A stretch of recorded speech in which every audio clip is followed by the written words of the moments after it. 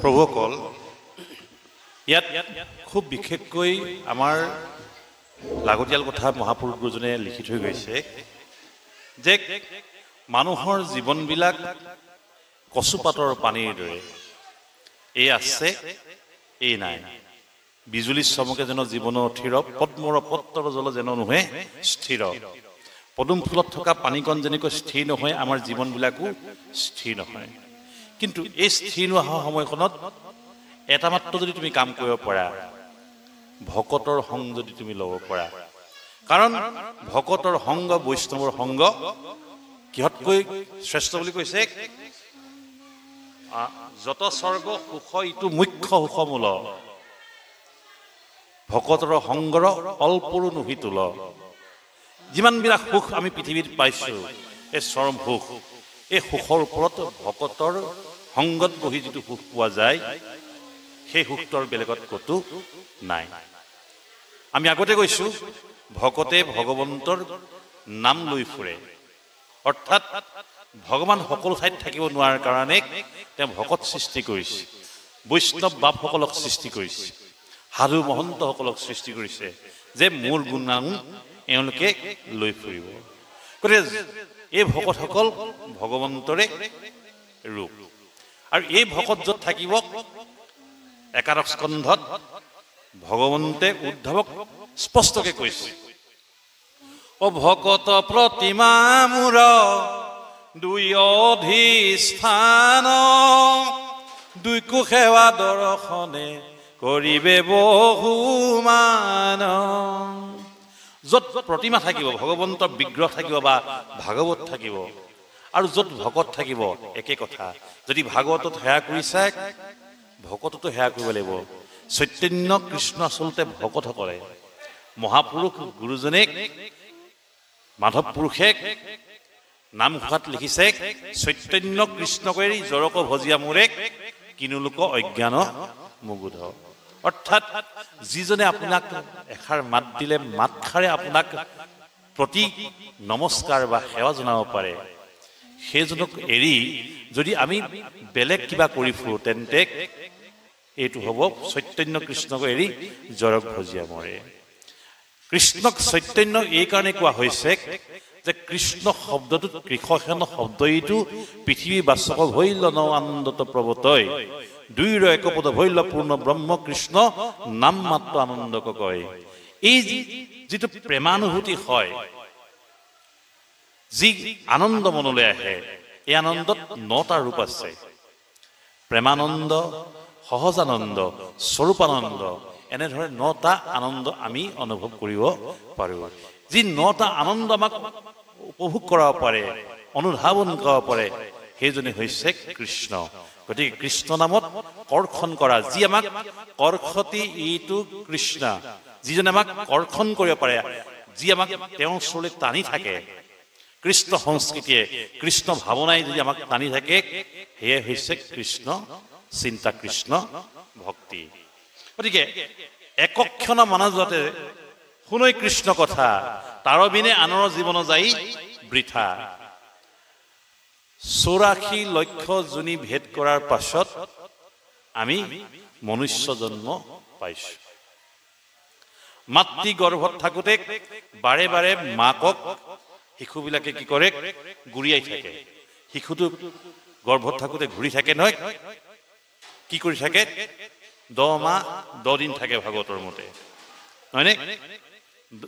এই 10 মাহ 10 দিন থাকোঁতে মাকক গুৰিয়াই লঠিয়াই, তাতে মানে বিষ্ঠা মূত্ৰই সকলোবিলাক যান্ত্ৰণা ভুজিবলগা হয়। যান্ত্ৰণা ভোগাৰ পাছত জীৱটোৱে ঈশ্বৰ কৃষ্ণক প্ৰাৰ্থনা কৰে। এয়াই হৈছে আমাৰ প্ৰথম শৰণ। যেনেকৈ পলিঅ'ৰ first dose, second dose, corona হওঁতে আমি বেজি লৈছিলোঁ নাই, প্ৰথম ড'জ এটা ল'লোঁ, আকৌ ছেকেণ্ড ড'জ দিলে, থাৰ্ড ড'জ দিলে। এতিয়া আমাক প্ৰথম ড'জটো, আমাৰ শৰণটো মাৰ গৰ্ভত হয়।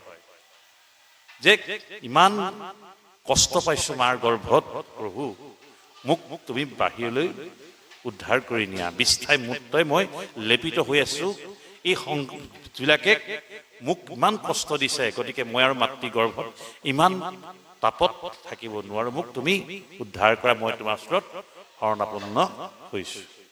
এই প্ৰথম শৰণ লৈ অহাৰ পাছত বচন দি থৈ আহে, প্ৰতিজ্ঞা কৰে যে মই তোমাৰ বাহিৰে আৰু বেলেগ একো চিন্তা নকৰোঁ।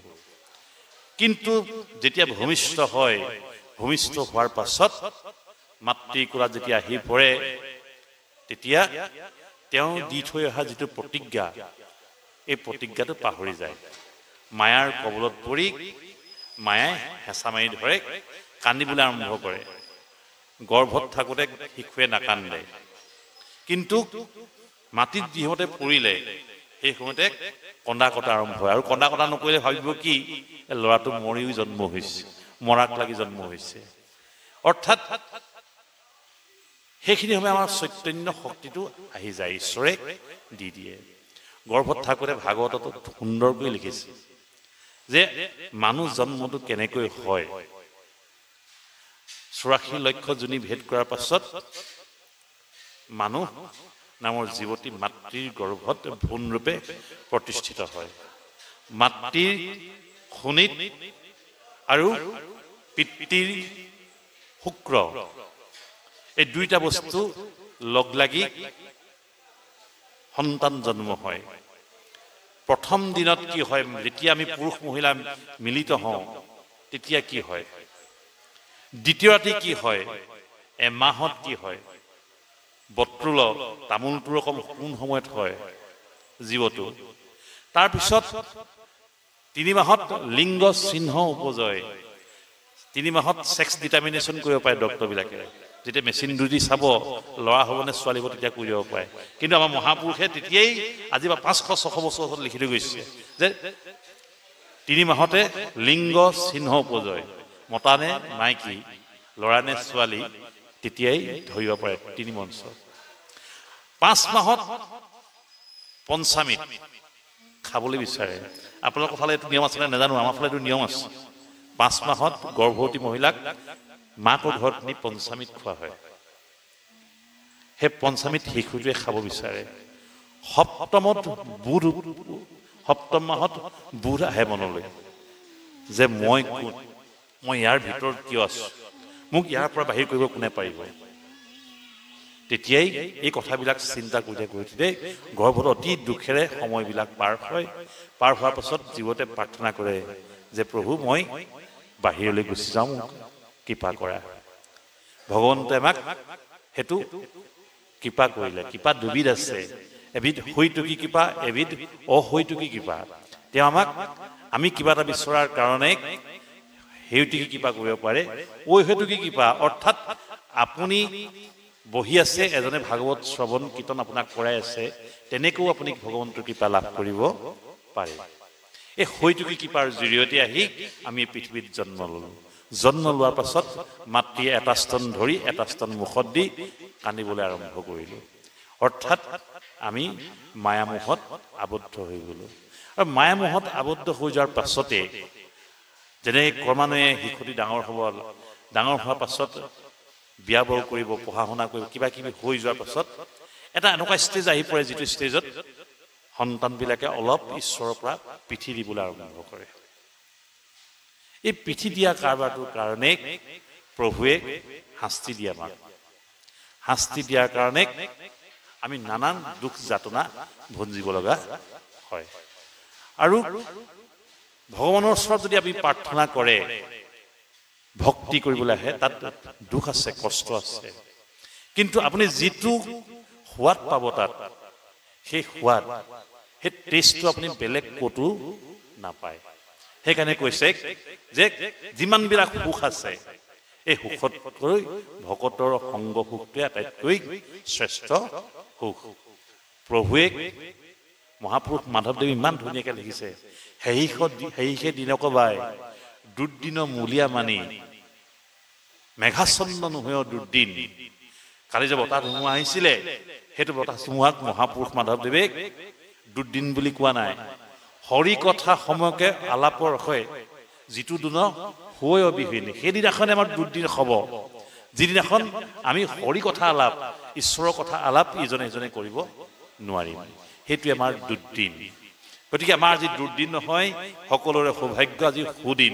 এই সুদিনতে এই সত্ৰত ভাগৱত শ্ৰৱণ কীৰ্তন এটা অনুষ্ঠানে ৰাখিছে তাৰ কাৰণে আপোনালোকক ধন্যবাদ ইয়াত আৰু এটা কথা কৈছে যে যাগ যুগ যজ্ঞ কৰি দুখ পাইলো মাত্ৰ এবে কহিও ক মহাভাগৱত গ্ৰন্থ হয় যাগ যুগ পূজা পাতল আগতো আছিল আদিতো আছে এতিয়াও চলি আছে কিন্তু ইয়াৰ মাজত শ্ৰেষ্ঠ নামহে কাৰণ যুগ ধৰ্মৰ কথা আছে সত্য যুগে ধ্যান ত্ৰেতা যুগে যজ্ঞ দ্বাপৰ যুগত পূজা কলিত শৰীৰ কীৰ্তন বিনাই আওৰ নাহিকে দুজা কলিত যুগ ধৰ্ম অনুসৰি কি কৰিব লাগে ভগৱন্তৰ গুণানুকীৰ্তন কৰিব লাগে শ্ৰৱণ কীৰ্তন কৰিলে এই সকলোবিলাক পুণ্য যাগ যজ্ঞ পূজাৰ যিবিলাক ফল এই ফলবিলাক ইয়াত পোৱা যায় দ্বিতীয় স্কন্ধ ভাগৱতত সেইকাৰণে কৈছে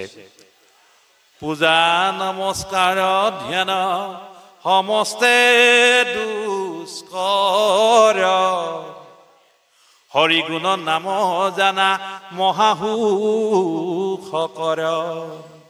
এই সকলোবিলাক দুষ্কৰ বৰ টান কাম পূজা এটা কৰিবলৈ যদি পূজাত ভুল লাগি যায় আউল লাগে তেন্তে পূজাটো নষ্ট হৈ যায় কিন্তু ঈশ্বৰৰ নামত শুদ্ধে বা অশুদ্ধে ঈশ্বৰৰ নাম ল'লেও ঈশ্বৰ প্ৰসন্ন হয় সেইকাৰণে নামত সেই বস্তুটো নাই কিন্তু আপুনি যেতিয়া পূজা কৰিব তাত ভুল হ'ব নোৱাৰিব ৰাৱণে সদায় চণ্ডী যজ্ঞ মানে চণ্ডী পাঠ কৰে পূজা কৰে চণ্ডী পূজা কৰাৰ কাৰণে ৰাৱণ ব্ৰাহ্মণ আছিলে টিকালজ্ঞ পুৰুষ ৰাৱণ তেওঁক যুদ্ধত ৰামে হৰুৱাব নোৱাৰে হনুমানে দেখিলে ইমান প্ৰতাপী ৰামৰ হাতত ৰাৱণ কিন্তু পৰাজয় এতিয়াও পোৱা নাই কাৰণটো কি কাৰণটো গৈ দেখিলে তেওঁ ভেকচন ধৰি গৈ দেখিলে ৰাৱণে চণ্ডী পাঠ কৰাই পূজা পাতল দি আছে পূজা পাতল যদি শুদ্ধ ৰূপত চলি থাকে ৰাৱণক বধ কৰাটো সম্ভৱ গতিকে এওঁক অলপ আউল লগাই দিব লাগিব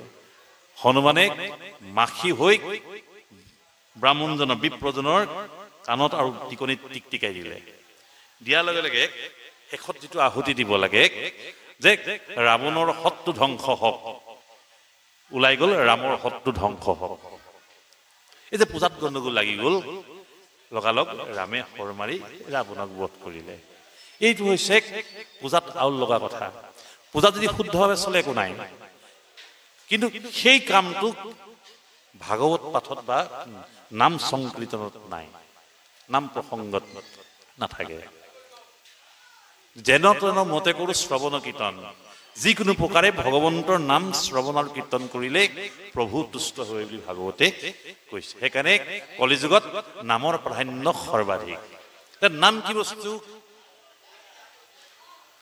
ন নাদেন বিনা জ্ঞানম ন নাদেন বিনা শিৱম নাদং ৰূপং পৰম জ্যোতি নাদং ৰূপং স্বয়ং শ্ৰী হৰি নাম মানে নাদ ব্ৰহ্ম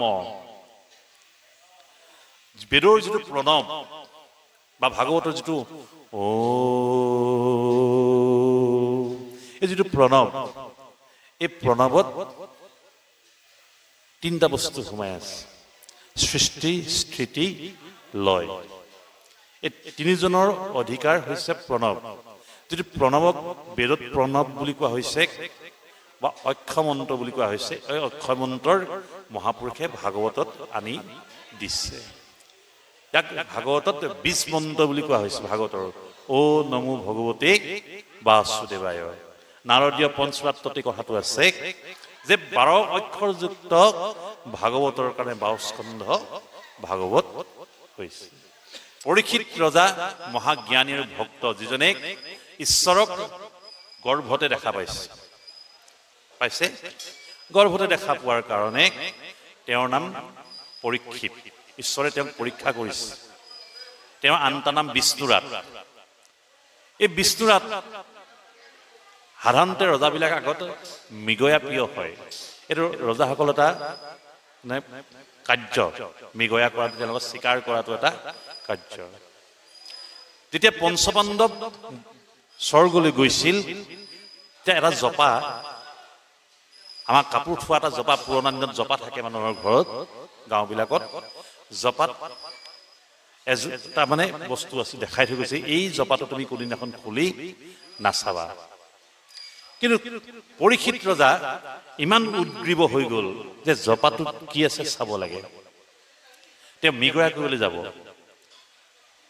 তেওঁ মনা কৰা কথাটো, বাধা দিয়া কথাটো মনত আছে, তথাপি তেওঁ আজি যি হয় হওক, অত বছৰৰ মূৰত মই আজি এই জপাটো খুলিছোঁ। জপাটো খুলি চাই দেখিলে এটা সুন্দৰ সোণ আৰু হীৰা খচিত মুকুট আছে। এই মুকুটটো তেওঁ দেখি বৰ মানে লোভত পৰিলে, মোহত পৰিলে, আৰু মোহ কৰি তেওঁ নিজৰ মুকুটটো খুলি সেই মুকুটটো পিন্ধি ল'লে। এই মুকুটটো আছিল জৰাসন্ধৰ। জৰাসন্ধক বধ কৰি সেই মুকুটটো লৈ আহিছিল আৰু জপাটোৰ ভিতৰত ৰাখিছিল, কিন্তু তেওঁলোকে ব্যৱহাৰ কৰা নাছিল। এই পৰীক্ষিতে কিন্তু সেই জপাটোৰ পৰা সেইদিনা মৃগয়া গৈ মুকুটটো পিন্ধি ল'লে। মুকুটটো পিন্ধি তেওঁ মৃগয়া কৰিবলৈ গ'ল। যাহাই মুকুটটো পিন্ধি দিলে, তেওঁৰ মনত, শৰীৰত জৰাসন্ধৰ যি চিন্তা, তেওঁৰ নিগেটিভ থটছবিলাক আহি গ'ল। নিগেটিভ কথাবিলাকে তেওঁক ক্ৰিয়া কৰিবলৈ আৰম্ভ কৰিলে।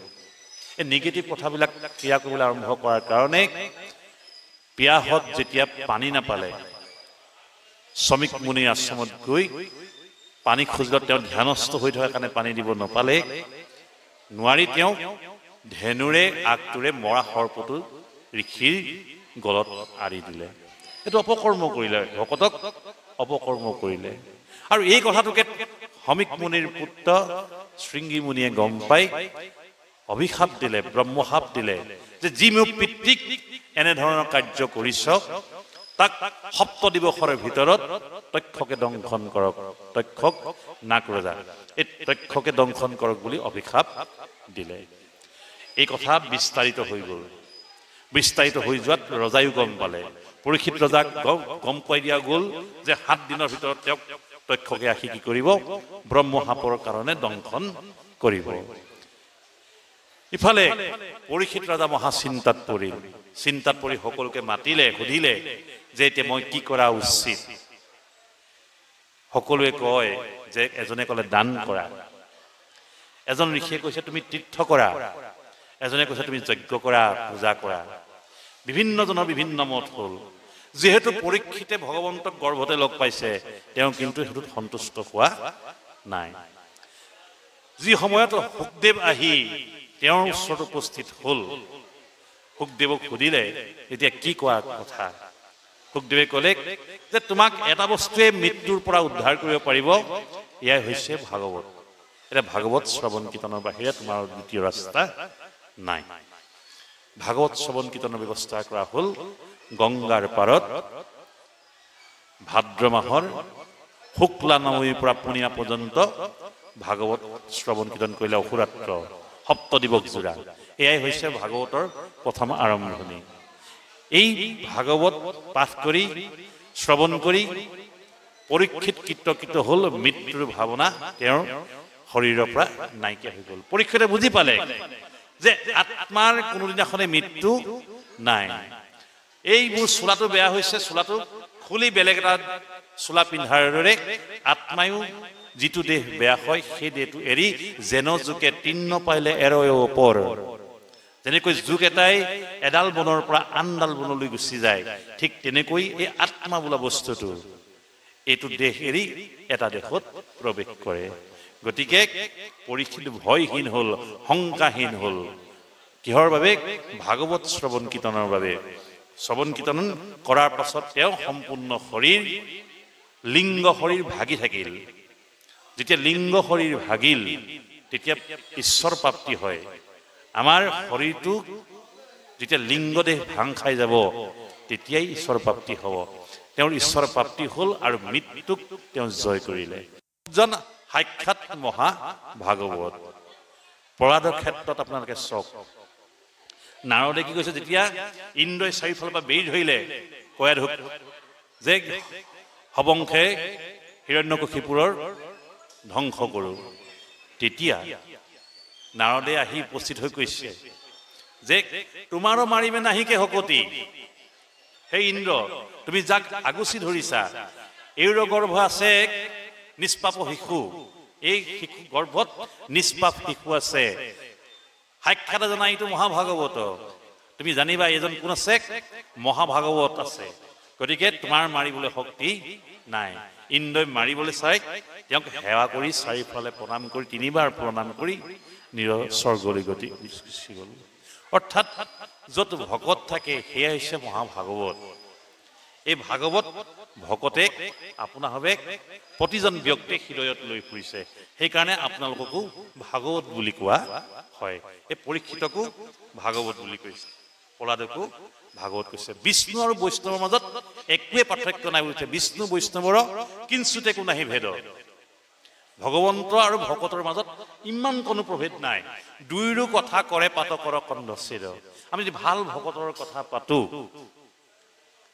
ভগৱন্তৰ কথা পাতো সৎ ভকতৰ কথা আলোচনা কৰো তেন্তে আমাৰ পাতকবিলাক পাপবিলাক লাহে লাহে নাইকিয়া হৈ গৈ থাকিব এইটো ভাগৱত সন্মত কথা অৰ্থাৎ যি ঘৰত কেৱল মাত্ৰ লোকৰ অন্যায় আৰু অহিত চিন্তা কৰা হয় সেই ঘৰ মানুহৰ জীৱন কেতিয়াও উন্নতি সেইটো পৰিয়াল কেতিয়াও উন্নতিৰ জখলাত আগবাঢ়ি যাব নোৱাৰে যি কেৱল মাত্ৰ লোভ মোহ টকা পইচাৰ কাৰণে ভকতি কৰিছে অকল ভাগৱত পাঠ কৰিছে সেই সকলো হাৰি যাব নোৱাৰি ইয়াত কৈ গৈছে কৃষ্ণত অৰ্পি আমি কৰো কৰ্ম যত তাতো নানা বিঘ্নি আছে জানিছে মনত ঈশ্বৰত অৰ্পণ কৰি কৰিলেও কৰ্ম তাত দুখ থাকে যদি অত্যধিক টকা পইচাৰ লোভ হৈ যায় তেতিয়াহ'লে ভাগৱতে কাম নিদিয়ে ভগৱন্তৰ ভক্তিও কাম নিদিয়ে টকা পইচা সকলোকে লাগে টকা পইচা হৈছে বিপদৰ বন্ধু কিন্তু পইচাই কেতিয়াও মাত নামাতে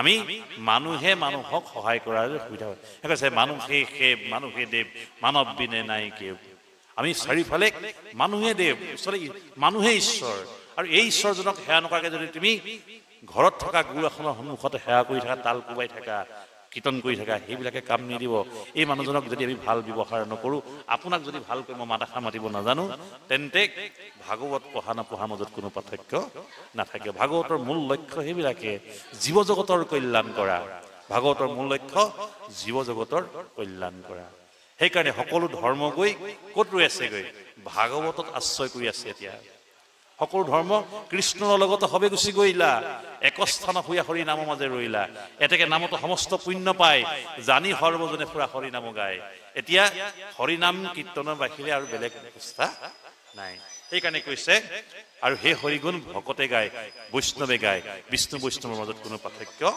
নাই এতিয়া ভাগৱত কিন্তু বেদান্তৰ তত্ত্ব 108খন উপনিষদ আছে 108খন উপনিষদৰ গোটেই উপনিষদবিলাক আজিও উদ্ধাৰ হোৱা নাই উদ্ধাৰ নোহোৱাকে বেদাংগ তাৰপিছত বেদাংগ আছে বেদান্তত সৰ্বশ্ৰুতি ভাগৱতক সৰ্বশ্ৰুতি হিৰুৰত্ন ভাগৱত বনমাজে হৰি নাম সিংহ প্ৰকাশ হয় ইয়াত মাজত হৰি নাম বস্তুটোকে শ্ৰেষ্ঠ কৰি দিছে ইয়াকে পৰীক্ষিতক এতিয়া ভাগৱত সুদেৱে কৈছে যে মই নিজকে অকুলীন বুলি ভাবিছিলো কিন্তু এতিয়া যে মোক ভাগৱতৰ কথা সুদেৱে ক'বলৈ কৈছে মই এতিয়া সেই ভাৱটো মোৰ পৰা একেবাৰে নাইকিয়া হৈ গ'ল কেলে মই এতিয়া কৃষ্ণৰ কথা কম কৃষ্ণ গুণ কীৰ্তন কৰিম গতিকে এই অকুলীন ভাৱটো আৰু মোৰ মনত নাই ভাগৱতৰ মূল উদ্দেশ্য এওঁ যে কৈছিল শ্লোকত সত্যং পৰমং ধীমহি সেই পৰম সত্য বস্তুক ধ্যান কৰা তেওঁক অনুকৰণ কৰাটো হৈছে ভাগৱতৰ মূল লক্ষ্য কৃষ্ণ